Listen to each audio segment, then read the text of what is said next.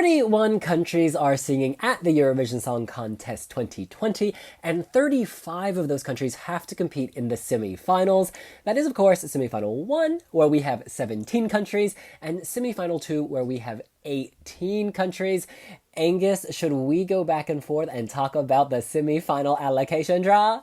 Let's do this! Amazing. Let's kick this off simply by reviewing who is in each semi-final. Kicking it off in semi-final 1. In the first half, the countries are North Macedonia, Belarus, Lithuania, Sweden, Slovenia, Australia, Ireland, and Russia. And then in the second half of semi-final 1, we have Norway, Cyprus, Croatia, Azerbaijan, Malta, Israel, Ukraine, Romania, and Belgium. Okay, so this semi-final may have 17 countries instead of 18, but many people think it's still going to be way tougher to go through because of the historical voting records of so many of these countries. If you just scan through this, instantly you see Sweden, Australia, Russia, Norway, Cyprus, which has been big in recent years, Azerbaijan, which did suffer a non-qual recently but has been historically strong, Israel, which has been on a qualifying streak, Ukraine, Belgium with Huraphonic, and last year's jury winner, North Macedonia. Angus, what do you make of this? I mean, yeah, I think it doesn't take a forensic search of social media to deduce that everyone is referring to this as the bloodbath already. And I think, you have at least kind of 8 countries that have strong qualifying records here. Interestingly, I also saw in our post on the website, I believe 9 of last year's top 10 countries are also in this semi-final, which doesn't make it easier for anyone. Although I do think, it's going to be a difficult one to watch. I think, you do have to look at kind of the islands in the mixer and say this looks a little bit challenging for them, particularly as the UK is not voting in this semi-final. We have Germany, Italy, and the Netherlands. Conversely, for Belgium, that perhaps means good news for Huraphonic. As I went there, I also think Lithuania might be quite competitive in this semi-final. I feel like their national finals had a huge glow-up this year. They're always in that kind of borderline qualifying slot, and I think it could be an opening for them. And Malta, there is a lot of talk about destiny and what she's going to do should she win X Factor Malta. But it could be a challenge for her when she gets there because we have all these heavy hitters who are in the mix. And I think particularly if you look at the second half, it's interesting because you have Azerbaijan, Cyprus, Norway, Romania, and Ukraine, who has 5 all strong qualifiers. Yeah. Historically, you never have more than 5 songs in a row qualify. Last year was the first time we ever had it, so that could be problematic for someone in the mix there. But I think Bloodbath, we need more songs to know if this will be a blowout, but I do think this is going to be quite, we can say maybe predictable, but also therefore unpredictable. We could have shocks galore on semi-final 1 night. Absolutely. This is such a tantalizing semi-final. North Macedonia, in the past, people would have written them off. However, they were the jury vote winner last year. Many of the songwriters, in fact, all of the songwriters are submitting songs now. Vasil Garvanliev was actually in my house today. You can check that out on Instagram, and I can't reveal everything, but he has big ambitions, and I'm feeling very, very good. He, of course, is a known opera singer in Canada, but he's not going to do opera, y'all. He's going to go for something more mainstream. I'm just feeling really positive. I'm also buoyed by the fact that Slovenia and Croatia, 2 other Balkan countries, are in this semi. So you have that block, North Macedonia, Slovenia, Croatia. Sadly, Serbia is in the other semi, so they won't benefit from that. And then you've got to look at this, Russia, Ukraine, Belarus. A lot of people, have different theories on how this will play out. Russia, Ukraine, they do actually still trade points, I believe. And Belarus often gives her 12 points too. And don't forget Azerbaijan in the mix as well. Yes, absolutely. There's a bunch of ex-Soviets in there. Oh, I can't wait to see how this turns out. We got to talk about Cyprus. Sandro Nicholas may not have Greece here to support him, but Germany votes in this semi, and he, of course, is German. He rose to fame on The Voice of Germany. Looking very good for him, actually. I don't think Cyprus should be intimidated, because Cyprus in recent years have really figured out a formula to create hype, but to back up that hype with fan favorites. Completely agree. And I think also, you have Italy voting in the semi. I think there are a lot of those Mediterranean countries in the mix who's respond well. Also, if we look at the Nordics, I think Sweden and Norway are in good company here. Typically, I think when we've seen semi-finals where all of the Nordic nations end up in a similar spot, normally one or two get knocked out. I think for both of them, we've talked a lot about Melody Grand Prix being a big hit this year. We still need to know what song they pick. Melody Festival and kicks off this weekend. I think those two should both have very few problems. I think, yeah, the real question mark is going to be who are going to be the surprises out of this mix. I mean, Croatia has actually had a fairly decent record. If you think about 2016, they went through, 2017, Jack Hudek, so they could be the unknown element in the mix here. And I just want to say, in recent years, we've really seen that allegiances, yes, they can help, but actually they don't always help. Ultimately, the song really is a massive factor. I mean, look at Azerbaijan. Do you remember, was it Lisbon 2018? Both Azerbaijan and Armenia failed to qualify. For Azerbaijan, that was its first non-qualification. You've got to remember the song is first. That's what gives me faith in countries like Cyprus, like North Macedonia, who have turned a corner, it seems. Ireland, look, Ryan O'Shaughnessy, people counted him out, and then he slayed and did very well. On the flip side, they have struggled in most of the recent years, and certainly historically, you would want to count them out, but I know that their team is so devoted and wants to make the final, so I don't want to read it yet based on history, because I think that they have the potential to surprise. Completely. And I mean, you have your Maltas, your Australias, the Nordics in the semi-final who do have kind of a historic trends towards the Irish. So, they could pull a Jedward out of the bag and everyone will go totally bananas for it. I also think Australia, this is interesting. Sweden, they often exchange points. I think this is a good semi-fit for them as well. And of course, Russia, we have to talk about. I don't think Russia would rarely ever struggle, but I think, it's as you say, they have a lot of friends here in the semi. But yeah, it's going to be, I think the challenger is going to be standing out from the crowd. That's what we have to see will come, because these are the heavy hitters. It's about, what is going to be your je ne sais quoi, to borrow Hera Bjork's phrase, that makes you shine on the stage. It's really interesting. Of course, the only Russian act never to qualify was Yulia Samoylova, and this was kind of extreme circumstances following them withdrawing the previous year, the controversy surrounding that. Needless to say, they're most likely going to send a big act, as they typically do. So they will be back on form. If, let's just as a final exercise, if you had to pick 3 or 4 countries that you just think are deadlocks, not even having songs, I would go with Russia. I would go, interestingly, Australia this year, I've not been as impressed with the national final. I just haven't. However, Vanessa Amorosi's song did impress me, and there are a few songs yet to be revealed, so that's interesting. So I would say Russia, Australia, Sweden, and Cyprus, I have a lot of faith in Sandro. I really do. And I have a lot of faith in North Macedonia, actually. So I've just named 5 based on nothing. Yeah. Yeah, it is kind of splitting. But I mean, I think Sweden, you have to assume, short of some catastrophe befalling SVT, like, I don't know, the performer suffers a heart attack mid-performance on stage, I don't doubt we would not see Sweden through. I think Russia next. I actually disagree. I think Australia, I keep the faith. I loved Kate Miller-Heidke's song last year, and that had a lot of negative press, even before it was picked and after it was picked, and then it really surprised and it won the first semi-final. And we forget this. Australia is now a semi-final winning country, and we've kind of broken that barrier. So I do think they're through, and that will bode well for them.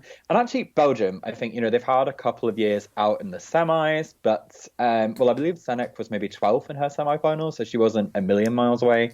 But I think, they have the Netherlands there. Hooverphonic are obviously an established and well-known act who I think are really going to bring their A game and really impress. And yeah, I mean, I think Norway are really going for it hard this year with Melody Grand Prix. Like it wild, yeah, like it wild. Exactly, but I mean, even people like Tonya Damley, who was the runner-up to Alexander Rybak, we haven't heard her song yet. Akuvi, I think she killed it. Yeah, so I think there's a lot of potential. Cyprus as well. Yeah, there's a lot of countries, and Malta. I mean, if Destiny wins Malta, I would expect. How could I forget? Listen, right. Malta's a threat to win it all. When you have Destiny on side, they invest a lot in their Eurovision acts. they're going to invest even more in their junior Eurovision, now Eurovision queen, assuming she makes it. She absolutely kills it, and she deserves that support. Shout out to the Chucanieres. Shout out to Mother Alexia. Love that family. Love that singer. Can't wait to see what she does. Assuming she wins X Factor Malta. Exactly. And finally, I would actually stick my neck out and say Lithuania. I have a really good feeling about them. There's some good songs. There's very good songs. Me and Monique, Monica Mariah, Alligator's a fantastic track. I think they have a lot of good stuff to work with. And as they showed us with Zaskamuskaita, Ieva, they can pull off staging. And I even thought Eurouse looked decent on the stage. There wasn't enough staging, but they understand what they need to do to make the final. Exactly.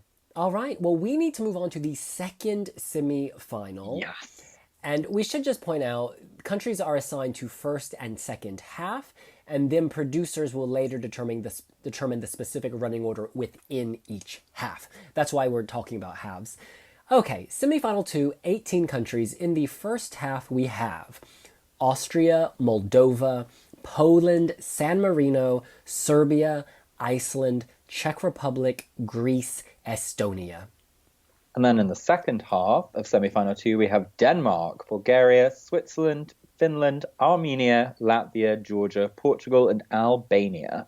Now, my initial thought is that this is wide open. Yeah. Certainly looking at historical voting patterns, this is a real opportunity for a lot of countries who frequently struggle to make it through to do exactly that. It's anyone's game. You know, I think it doesn't matter that Moldova doesn't have Romania. It doesn't matter that Greece doesn't have Cyprus. The fact is, if you have a good song in a field like this with weak historical voting patterns, you could make it through. Absolutely. Yeah, I mean, I totally agree. This is a real free-for-all. And in a way, it's kind of nice that the smaller countries don't necessarily have the big guns to all compete against. At semi-final 1, it's rather unfortunate for the small countries that end up there. For the rest of them, though, I think it's a great opportunity. I mean, someone like Portugal, they have France and Spain voting in this semi-final, which I think should go in their favour. They've absolutely upped the game of late. Even Finland, I think there's a lot of hype around UMK this year. They're in the second half, which hasn't happened a lot for them in their semi-final draws of late. Iceland, I think, are going to be in a great space. Hatari had kind of a similar looking semi-final, in fact, a much more competitive semi-final when we were in Tel Aviv, and came out on top. I think there's a lot of room for these countries to well. And Czech Republic, actually, as well, I think should stand to do quite well. You know, they were the first half in 2018 and in 2019. They've really found a sweet spot, and I think the national selection this year, there's a whole bunch of hype about them. What I'm trying to say is there is opportunities galore here. It's looking good for Armenia. I think Armenia has had a rough patch. You know, obviously they didn't make it last year. They didn't make it with Sevag the year before. However, this year, if they, you know, choose the right artist and song, the path is clear for them. Before these two non-qualifications, we always thought of Armenia as a lock. And I think with this field, if they can just get the artist song right, they definitely are going to the final. They will bring that glory home. Shout out to David Tsutnierin. Shout out to Azmik. Shout out to Anushka. Shout out to Artur Manukian. Love you all. Mike Gabby, you too.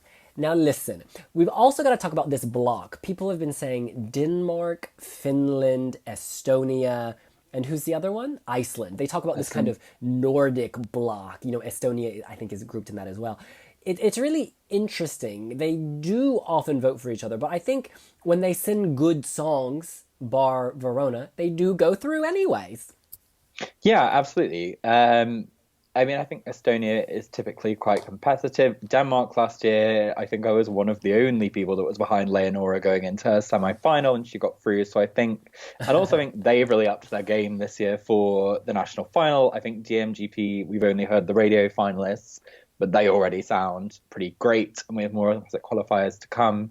So I think it's not unforeseeable that you could see, you know, 3 or 4, maybe all of those guys going through, because I think, yeah, your Denmark, your Finland, your Iceland have all really upped their game for the national finals this year. It feels like they've sort of got their mojo back from where they may have been a couple of years back. Estonia, they also have Latvia in the semi-final, which is an interesting one to look at. I think Bulgaria being back is going to be interesting as well, because until they withdrew, they had been on a real good run of making it out of their semi-final. Yeah, that's all the things. I think Austria will be one to watch because Panda and Limits obviously last year kind of broke the streak. They don't have Germany voting in this semi-final, so they will be an interesting one to watch. And also someone like Poland, because they can have kind of spectacular years and then they can have years where they miss out. So yeah, and Switzerland as well. I mean, they came out of nowhere last year. We don't know if they're going to maintain that momentum this year. But that could be a real They opportunity. are going to maintain, let me tell you. I have a very strong feeling / hunch that Switzerland is going to sail through to the final. This semi-final looks like theirs to win. I also want to read a tweet. This is from Eurotrash Sash. This made me laugh. She said, OMG, Estonia singing a song about Georgia in the same semi-final as Georgia. I would like to see it. She is, of course, referring to the Esti Lau song Georgia on My Mind. That would be quite something, and I imagine Estonia would get Georgia's votes in that scenario. Absolutely, yeah. And I think, yeah, there's just a lot of kind of question marks here in sort of countries that we have seen do much better in recent years that are now here. Because we talk about automatic qualifiers last time, but I mean, I don't know we would ever have said Czech Republic, 2-3 years ago would be a genuine competitor, whereas now it's like, okay, they should really be in the mix. And Greece is here as well, who Catherine Duska did not get a great result in the grand final last year, but yet year in, year out, Greece is one of those countries that goes through and does well, so you can't count them out. And Serbia as well. I mean, 2007 feels like a distant memory for a win, but, they may be in the mix for the night. I just want to read some comments from our website. I've pulled out two. I just want to get your thoughts. This is from Geo. All you see, hypocrites, is only Greece, not with Cyprus, Moldova and Romania. You are like obsessed or something. But what about the elephant in the room? What about the neighboring countries in the second semi? Iceland, Finland, Denmark, and Estonia together. 4 voting countries. Also Armenia, Georgia, and Moldova. And from the first semi, Sweden got Norway, Russia got Belarus. Grow up. I think the message here is that everybody can look somewhere for something. Absolutely. But I think the trend we've seen in the past years is actually, Duncan Lawrence said it himself, music first. I think we are getting to a place now where the quality songs are winning out and these smaller countries that you would not have seen go through previously are doing well. At the same time, you can have great novelty moments. I mean, look at San Marino last year. We don't know, is Serhat going to come back for a third attempt? Is Valentina Moneta going to dust off her sparkly dress? Give me Senate. I want to see Senate. If we're going to repeat acts, my vote is for Senate. Sorry.